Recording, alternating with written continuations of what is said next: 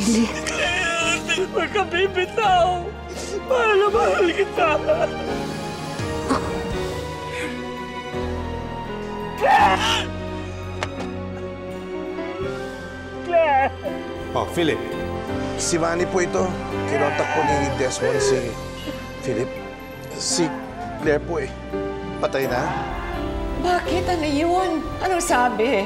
Patay na si Claire. Ay, Diyos ko. Si Claire? Kailangan na matapos ang kademonyo ni Desmond.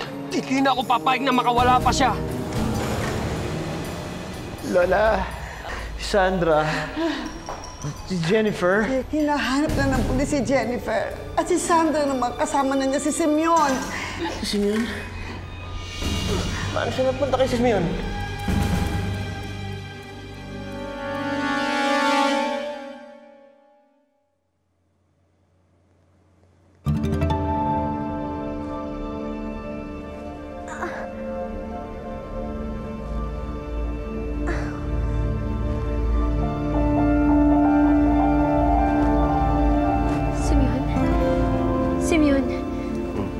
Simeon, nasan tayo?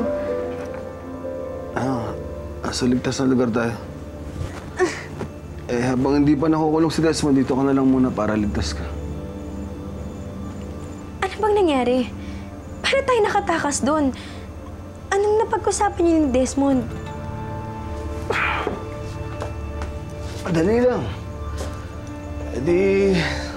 Si Claire, kapalit kayong dalawa ni Jennifer. Kaso, nakatakas si Jennifer eh. Kaya yun. Malamang, hindi na hinahanap ni Desmond yun.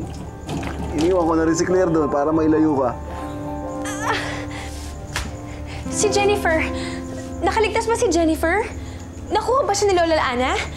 Gusto ko siyang makausap. Tawagin natin sila, Simeon. Walang signal dito eh. Di ba nung nakausap ko naman si Doña Ana, sabi ko, hanapin nila si Jennifer doon sa gubat. Hindi ako mapapakali hanggat hindi ko nalalaman na ligtas si Jennifer. Sige na, Simeon. Gusto ko silang makausap. Gusto ko makausap si Lola Ana. Si Jacob. Sige. Hanap ako ng signal doon sa labas. Sasama ako. Gusto ko silang makausap. Jacob naman. Hanapin ko si Jennifer. Jacob, maghunos dili ka. Nandun na ang mga pulis sa agupat kung saan maaaring pumasok si Jennifer. Kaya iho, pabayaan na natin sila, ha? At pagkatapos naman nun, nangako si Simeon that he will return Sandra to us. Nakakausap niyo lalaking yun, Lola Ana. Paano kayo nagkaroon ng connection sa kanya? Jacob, nung nawawala ka, siya ang tumulong sa amin para mailigtas si Jennifer. At pati na rin, sa'yo tumulong din siya. Malaki ang naitulong niya para mahanap kayo. At para mailigtas si Jennifer at si Sandra. Anong sinasabi niyo? Na nagagawa niya ang lahat para sa pamilya ko? Hindi naman sa ganon, iho. Habang wala ako, ginagawa niya ang lahat. Pinagtanggol na si Sandra, si Jennifer. Ano ako? Walang kwentang ama! Jacob, hindi mo ginusto yun, iho. Kaya hindi mo kasalanan yun, eh. Biktima tayo ng pagkakataon. Ayun, nandito na ako. Sisiguraduhin ko wala na makakapanakit sa pamilya ko. Kahit sino man.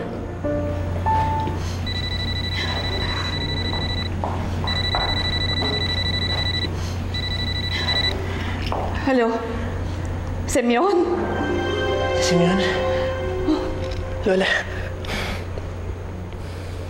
Hello, Simeon? Jacob? Sandra? Kamusta ka? Asan kayo? Pupuntahan ko kayo. Hindi ko kasi alam kung anong lugar to eh, pero wag mo akong intindihin, okay lang ako. Niligtas ako ni Simeon. Si Jennifer. Nahanap niyo na ba siya? Hindi pa. Pero hahanapin ko siya ngayon. Paalis pa na ako dito sa ospital. Ha? Baka nasa gubat pa siya. Huwag ka mag-alala. Ibabalik siya dito. Hahanapin ko siya. Pero hindi ka pa magaling eh. Mahina ka pa, Jacob. Magpagaling ka na muna. Si Simeon na lang muna ang bahala. Hindi, Sandra. Ako lang ang maghahanap kay Jennifer. Ako maghahanap sa kanya sa gubat. Ako magbabalik sa kanya dito. Walang iba. Jacob? Pasensya na, Sandra. Huwag ka mag-alala, pinapangako ko, iuwi ko ang anak natin. At sabihin mo kay Simeon, pagkatapos na lahat na to, iuwi kita. Kukunin kita. Isusuli naman niya talaga ako eh. Dapat lang. Huwag niya dapat isipin na kahit anong nagawa niya sa pamilyan to, okay lang. Huwag mong kalimutan yan, Sandra. Sige, Jacob.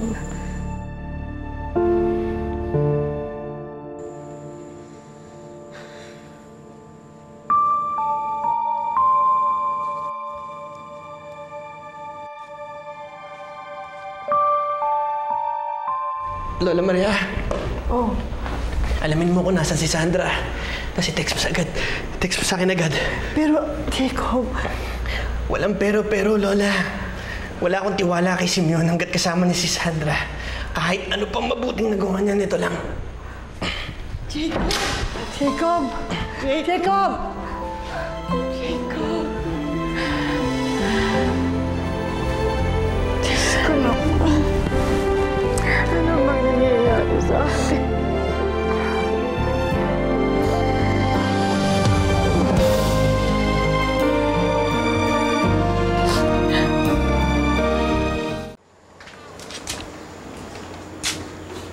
Galit ba sa si Jacob? Hindi. Ang sabi lang niya, pag nahanap daw na si Jennifer, pupuntahan daw niya ako agad.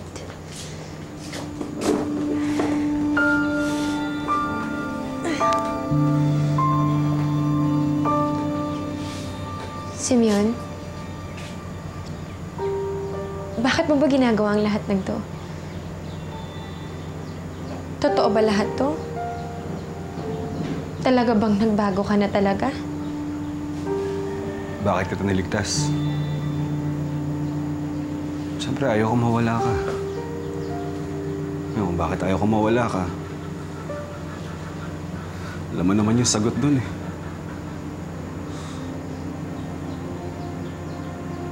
Pareho pa rin ng dati.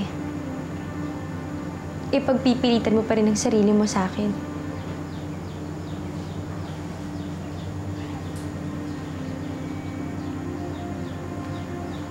Sandra, hindi ko nagagawin yan.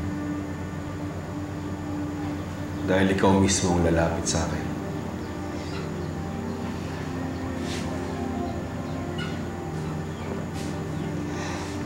Okay lang ba kung iwan muna kita? Pupuntahan lang ako. Andito naman lahat ng kailangan mo eh.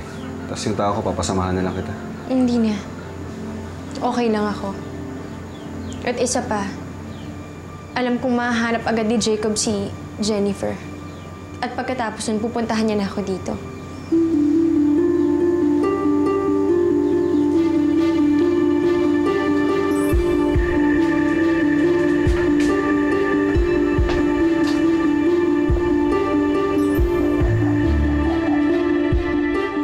Hindi ko kasi alam kung anong lugar to eh, pero wag mo kong intindihin, okay lang ako. Niligtas ako ni Simeon. Magpagaling ka na muna. Si Simeon na lang muna ang bahala. Ipapakita ko sa'yo na ako ang mas karapat-dapat kaysa kay Jacob.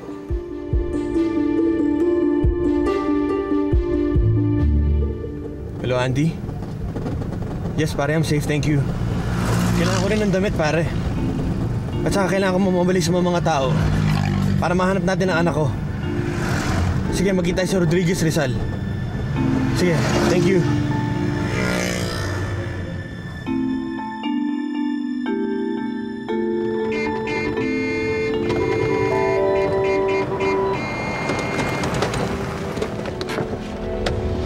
Sandali lang po. Sandali lang. Sasama po ako sa paghahanap kay Jennifer. Okay. Okay lang. Philip, Ingat, salamat. sana mahanap mo siya. Okay. Go. Ingat.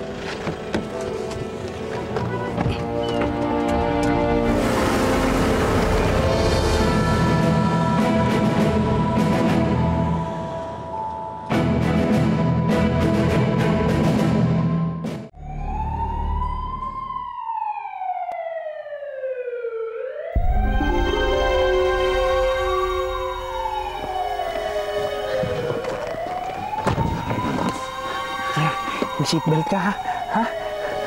Huwag ka mag-alala. Seatbelt ka. Hindi tayo mahuhuli.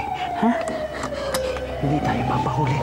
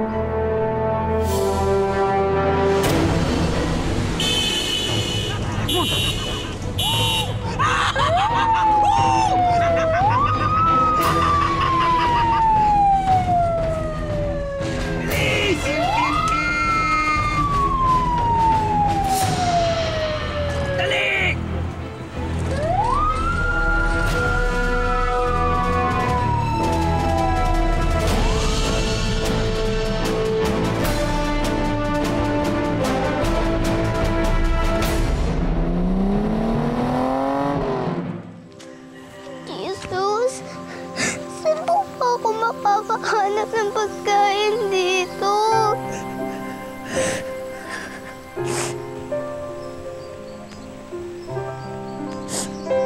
Kahit tubig lang po. Wag na po ako. Hi! Pagmasdan mo ang buhay, aking mahal. Tumiting ka, sumisigla sa iyong ilaw. Daddy Jacob! Ang sitaw ng iyong pag-ibig, pinukaw ang pusong nahihimbing. Nawi ang dilim, talang nagniningning aking Daddy Jacob!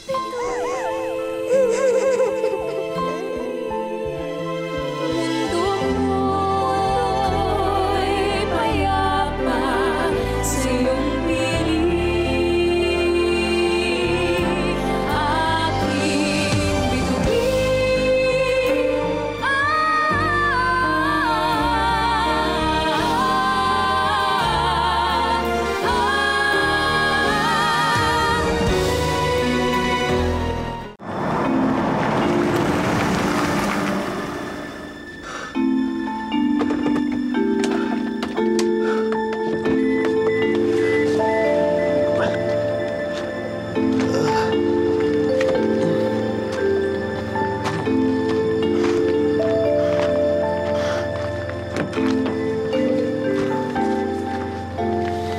Basta ka na, pare.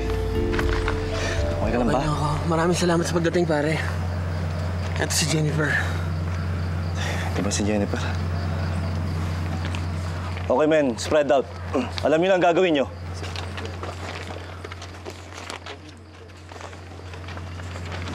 Oh.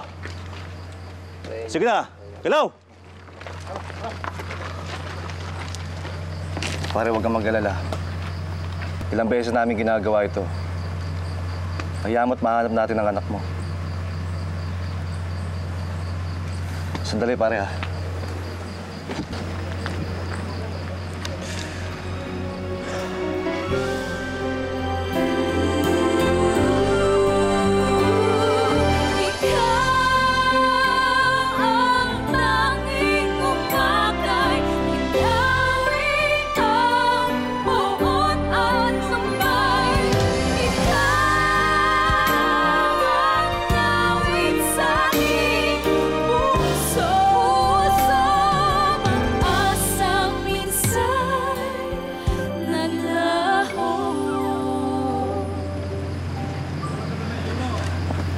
Pare, bihis ka na.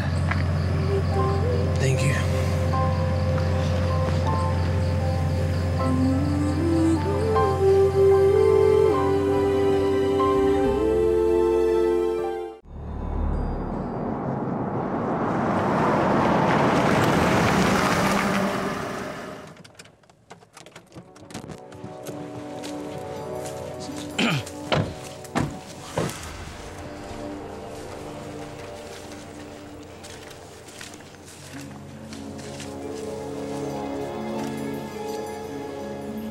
Sigurado ka ba na magaling yan?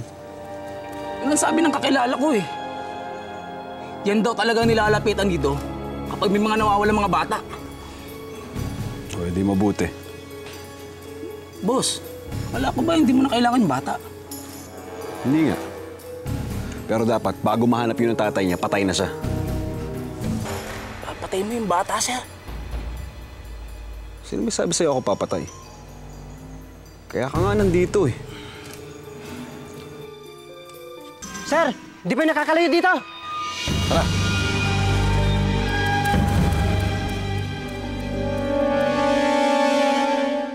Baka po dapat na nating sabihin kay Karila yung nangyari kay Tita Claire. Sa palagay ko, patay na si Tita Claire. Nangmumulto na eh. Ano sabi mo, Tonton? Boss, huwag lang kayo magalit. Bukas daw talaga, sigurado.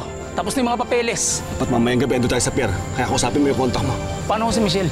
Ako na lang bahala muna kay Michelle. Mauna na muna kayo. Kailangan ko sabihin agad to sa'yo.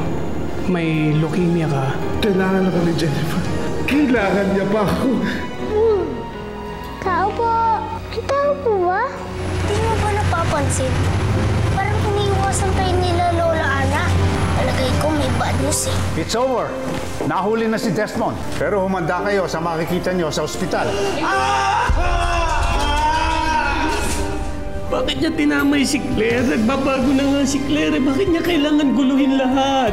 Gusto ko siya mahirapan habang buhay, Doña Ana. Gusto ko siyang masaktan!